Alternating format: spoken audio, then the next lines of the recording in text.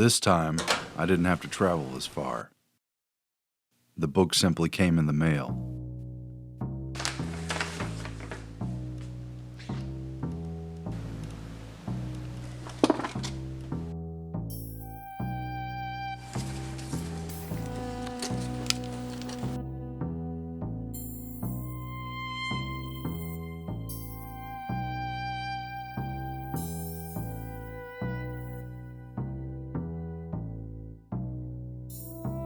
What's your favorite number? Again, written in that same feminine hand. I'd be lying if I said a day didn't go by where she didn't invade my thoughts at one moment or another. Since the train, I'd kept a close watch over my shoulder. Maybe I'd run into her or catch sight of her somewhere in a crowd. So far, I'd only seen her in a dream. Another book, another test, and now she wanted to know my favorite number. This time it was just a litter of sci-fi stories nestled under an unsettling cover riddled with symbolism. Not reality, but what you hoped was far-fetched fantasy. At least it wouldn't be a bad read. Philip K. Dick had earned a reputation for his startling and paranoid visions of a future where humans were something less than human. Though the title was thought-provoking, if it hadn't been sent by her, I would have just considered catching the classic sci-fi flick instead. Weird, since the date in the future setting of the film was only 2 years away now. Deep down, I knew somewhere along the line I'd asked one too many questions. I brought this upon myself. I felt obliged to make some grand sweeping statement about hovering over the precipice of understanding, right before falling off a cliff and tumbling down the rabbit hole. But even my thoughts seemed forced, like stock dialogue. Finally, I found a quiet place to read. Looks like I begin at the beginning. You set your pen field too weak. I'll reset it and you'll be awake and... Keep your hands off my settings. I don't want to be awake. If you set the surge up high enough, you'll be glad you're awake. That's the whole point. If you dial for greater venom, then I'll dial the same. I'll dial the maximum, and you'll see a fight that makes every argument we've had up until now seem like nothing. Dial and see. Just try me. I'll dial what's on my schedule for today, darling. If I dial by schedule, will you agree to also... My schedule for today lists a 6-hour self-accusatory depression. What? Why did you schedule that? I didn't even know you could set it for that. At that moment, when I had the TV sound off, I was in a 382 mood. I had just dialed it. So although I heard the emptiness intellectually, I didn't feel it. My first reaction consisted of being grateful that we could afford a Pinfield mood organ. But then I read how unhealthy it was. Sensing the absence of life, not just in this building, but everywhere. And not reacting, do you see? I guess you don't. But that used to be considered a sign of mental illness. They called it absence of appropriate effect. So I left the TV sound off and I sat down at my mood organ and I experimented. And I finally found a setting for despair. I only made it a few pages before I realized how utterly insane we all were. And that clinging to sanity was making us more hollow every day. Before putting on his detective coat, Deckard had to wake up and deal with the messy business of being a human first. He had a wife and bills and domestic stresses just like anyone else. But in the future, people dealt with being human by dialing away their problems with manufactured emotions, programming their brain so that any natural human feelings that might inconveniently creep up were simply done away with before they could begin. A world of thalamic suppressants and cerebral cortex stimulants. A 104 for a professional business-like attitude, or a 481 for the awareness of the manifold possibilities open to us in the future, or a 888 for the desire to watch TV no matter what's on it. So many counterfeit unrealities. For all those people who just wanted to skip past the hard parts of humanity, straight to the mindless bliss in a life only required to be an inch deep. So-called happiness was just a push button away. The kicker is that these people didn't feel victimized by those fake feelings and false moods and convictions. Deckard's wife actually felt like they were the fortunate ones. Her husband could afford the luxury of living the programmed good life. The numbers my yet unknown contact had written me on the note corresponded with the settings of the Penfield mood organ. But just what in the hell was a Penfield mood organ anyway? As it turns out, it wasn't just a random made-up sci-fi plot device. Is the mind merely a function of the brain, or is it a separate but closely related element? In the past 50 years, we have come to recognize that in the brain there is an amazing automatic sensory and motor computer that utilizes the conditioned reflexes, and there is a highest brain mechanism that is closely related to what men have long referred to as consciousness, or the mind, or spirit. At first glance, neurologist Wilder Penfield, for whom the device in Philip K. Dick's story was named, was something of a national treasure in Canada for his pioneering work with epilepsy patients. But when brass came to tacks, the man was cracking open people's skulls like nuts and tinkering around with what made people tick. The black box, the brain. When the Montreal Neurological Institute opened its doors in 1934, we had available at last facilities for studying the human brain.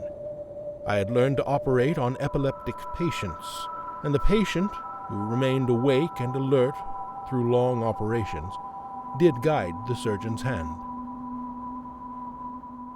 A stimulating electrode could be used to map out the cortex as the patient described his sensations and thoughts. The brain itself is not sensitive and cannot give rise to pain. Even a low electric current could spark instantaneous memory flashbacks. Patient DF could hear instruments playing a melody. I re-stimulated the same point 30 times, trying to mislead her, and dictated each response to a stenographer. Each time I re-stimulated, she heard the melody again. Patient MM, a young woman of 26, had minor attacks that began with a sense of familiarity, followed by a sense of fear, and then by a little dream of some previous experience. I explored the cerebral cortex with an electrode, placing numbered squares of paper on the surface of the brain to show the position each time. At point 2, she felt a tingling in the left thumb. At point 3, tingling in the left side of the tongue. At 7, there was movement of the tongue. The succeeding responses from the temporal lobe were psychical instead of sensory or motor. They were electrical activations of the sequential record of consciousness, a record that had been laid down during the patient's earlier experience.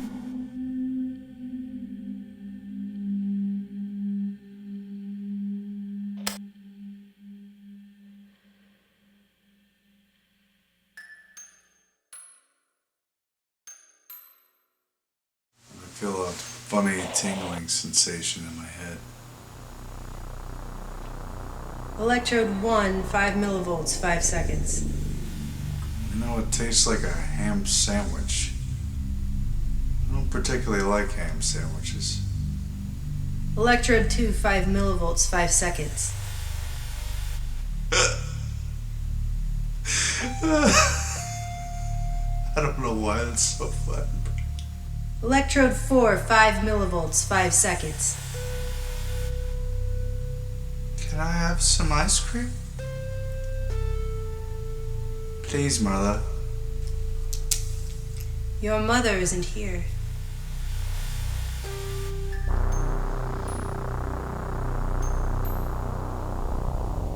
Do you feel anything? You know, I never told you, but I'm just very attracted to you. Are you allowed to date patients? Electrode 13, Electrode 14, Electrode 24, Electrode 33, 5 millivolts, 5 seconds. Electrode 37, 10 millivolts, 5 seconds. How do you feel now? What about now? What about now? What about now? How do you feel now? Now, now. What about now? Now, now, now, now, now, now, now, now, now. Wake up!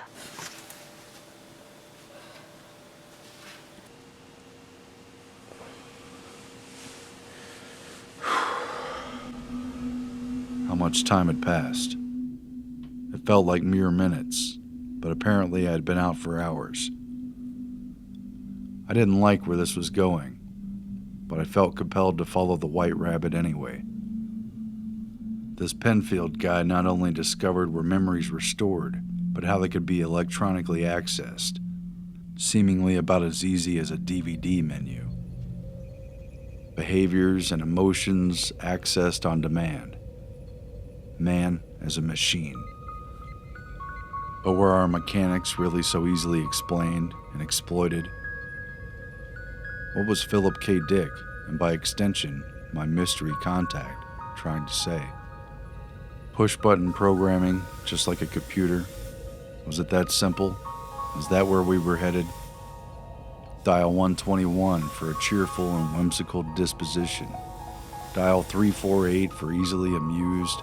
Dial 473 for contemplative, or 469 for ennui. Was it really possible? It would certainly be suggested by a disturbingly large number of U.S. patents filed by military branches, defense contractors, and employees of the Defense Advanced Research Projects Agency, DARPA. Patent 5,356,368, dated October 18, 1994. Method of and apparatus for inducing desired states of consciousness. Patent 5,782,874, dated July 21, 1998. Method and apparatus for manipulating nervous systems. Patent 5,899,922, dated May 4, 1999. Manipulation of nervous system by electric fields.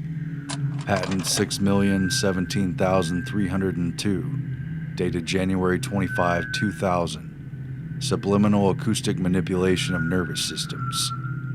Patent 6,238,333B1, dated May 29, 2001. Remote magnetic manipulation of nervous systems over a distance of several hundred meters. You get the idea. Man is a mere machine. Maybe we were already there. These days, society at even the most basic level was being programmed to run on social media like buttons, jumping at trigger words, and fitting whole thoughts about a subject into 140 characters or less. Worse, some days I could swear everyone was angry, everyone was chipper, everyone was ambivalent. Man is a machine. I guess I never really thought of it that way. But apparently somebody had, at least 80 years ago, and lots of other somebodies followed in his footsteps. The research compounded on itself, taking on new and macabre dimensions during the Cold War and the CIA's unethical MKUltra mind control program. Fast forward. Today, there were biofeedback meditation headbands that measured EEGs on cell phones, and wearables delivering low-energy neuroscientist-designed waveforms at the push of a button, inducing sleep or jolting us awake and alert. There were even smart wristbands that could shock away our bad habits, Pavlov style, the free will to override your free will. When I have caused a conscious patient to move his hand by applying an electrode to the motor cortex of one hemisphere, I have often asked him about it. Invariably, his response was, "I didn't do that, you did." When I caused him to vocalize, he said, "I didn't make that sound. You pulled it out of me." In the book, you dialed a 3 on the mood organ to stimulate your cerebral cortex into wanting to dial. Man as a machine. I wonder what Philip K. Dick would say now if he were still alive. But how far had they gone? How long until we were walking around, dialing up a wonderful reality just to escape this one? And one more thing.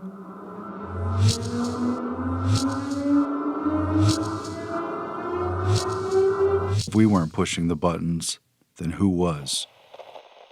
You can make your family's life much brighter. You will find your work much lighter. It's as easy as can be to live better electrically. You can have more time for fun and pleasure. Family moments you will treasure. It's an opportunity to live better electrically.